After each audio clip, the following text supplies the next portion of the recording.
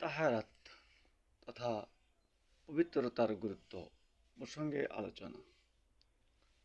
এ প্রসঙ্গে আল্লাহ পাক বলেন, আল্লাহু ইউহিব্বুল মুতাত্তাহিরিন, অর্থাৎ উত্তম রূপে পবিত্রতা সম্পাদনকারীকে আল্লাহ ভালোবাসেন। সূরা আত-তাওবা আয়াত নম্বর 108। তো এখানে পবিত্রতা বলতে এখানে পবিত্র দুই প্রকার, একটা হচ্ছে অভ্যন্তরীণ পবিত্রতা, আর একটা হলো বাহ্যিক পবিত্রতা।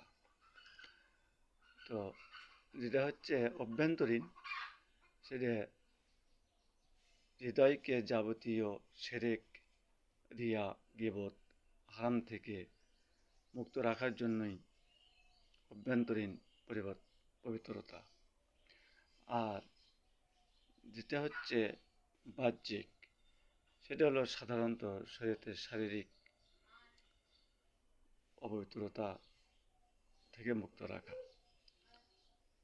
সুতরাং আমরা অবশ্যই পবিত্রতা অর্জন করব, কারণ এ প্রসঙ্গে আল্লাহ পাক আরও বলেন, মা ইউরিদুল্লাহু লিয়াজআলা আলাইকুম মিন হারাজিন ওয়ালাকিন ইউরিদু লিইতাহহিরাকুম, অর্থাৎ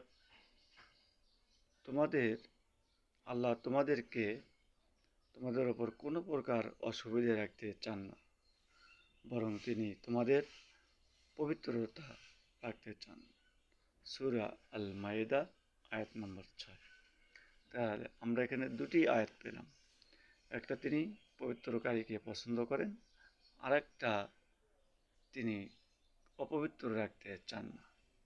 সুতরাং আমরা সকল প্রকার বাহ্যিক এবং অভ্যন্তরীণ সকল প্রকার পবিত্রতা রক্ষা করব ইনশাআল্লাহ।